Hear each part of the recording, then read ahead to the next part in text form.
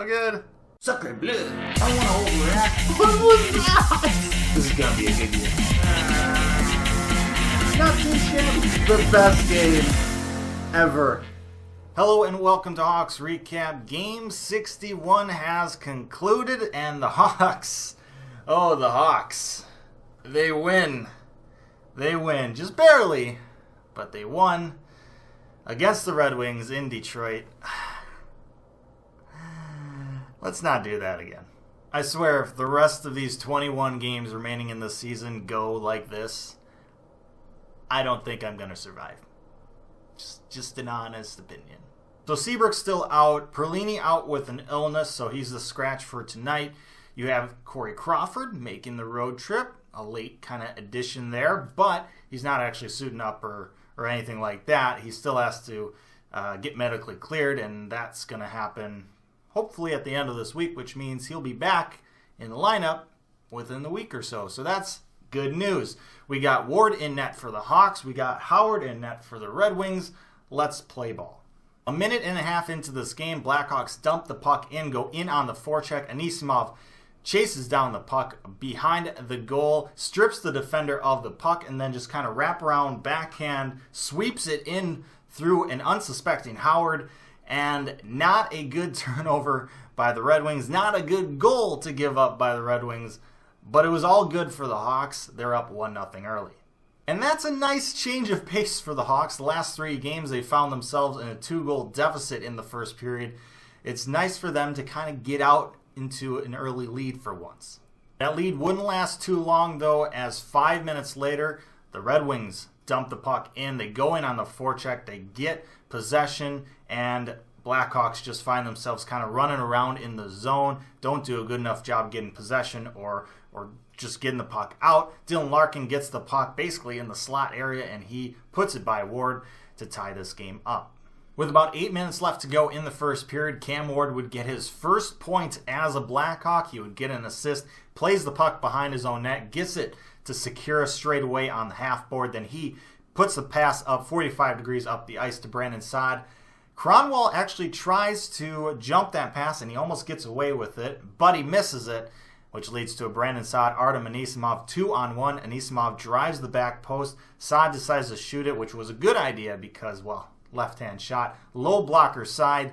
It's like cheating. Saad scores. He has graduated from hitting posts. He is now hitting straight twine. Blackhawks regain the lead 2-1.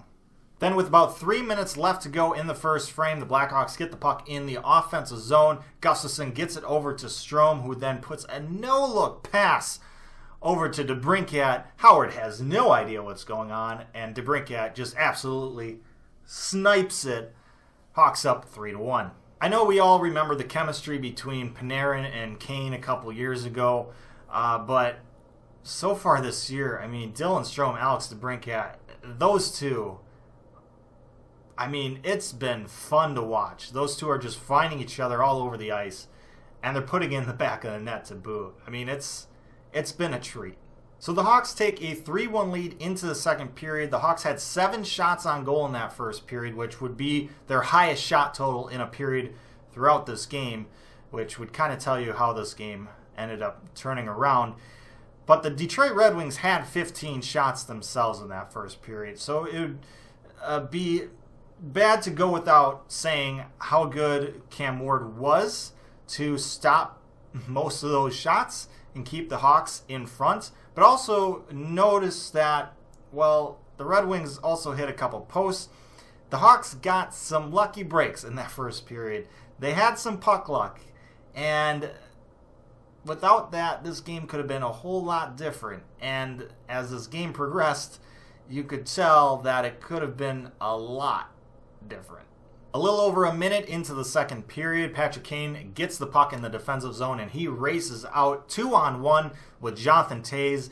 Patrick Kane decides to shoot it himself, which ends up being a great decision because, well, he's got a left-handed shot. He shoots low blocker side, which is basically cheating.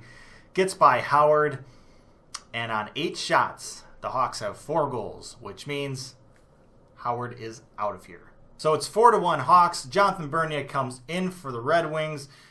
They would take that lead into the third period. Both teams only had 5 shots on goal in that second period. It wasn't really the most exciting of periods, but the Hawks take a 3-goal lead into the third, looking to close this game out, getting 2 points and possibly getting into a wild card spot.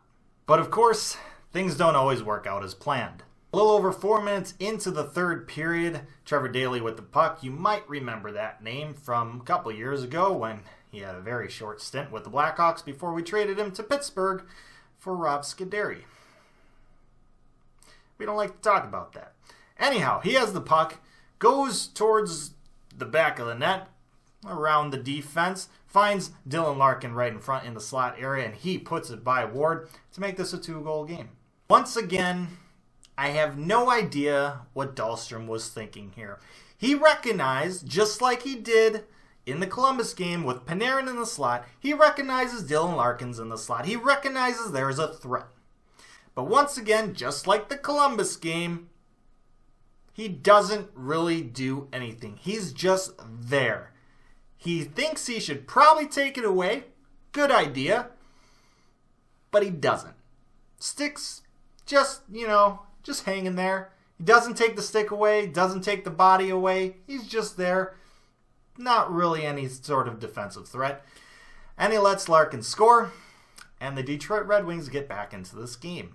Right after that, the Blackhawks commit a penalty, so the Red Wings go on the power play, and a minute after they had scored, they score again. Athanasiou picks the puck up, nice little crafty move, and banks it off of Ward's head and in, and it's all of a sudden a 1-goal game 5 minutes into the third.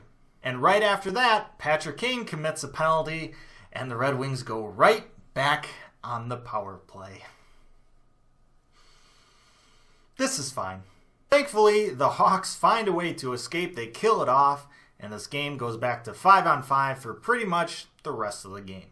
And then with about a minute and a half left to go in the game, the Red Wings pull Jonathan Bernier, get the extra attacker on, get a bunch of pressure, and score. Athanasiou, cross-crease pass, wide open. He scores. This game is tied at 4. The Blackhawks blow a 3-goal lead in the third period, and we're going into overtime. The Hawks had 5 shots on goal in that third period. You can kind of tell that they're just turtling, just playing prevent defense, and well, it didn't work. But in the overtime period, the Hawks would not play prevent defense. Jonathan Toews, about 2.5 minutes into overtime, takes the puck in, drives the net. Bernier makes the save, but Toews gets the puck back. He gets it to Gustafsson. It's basically a 2-on-0 since all the Red Wings players are basically in the corner chasing Toews. Gustafsson gets over to Kane. One-timer. Showtime. Goal. Hawks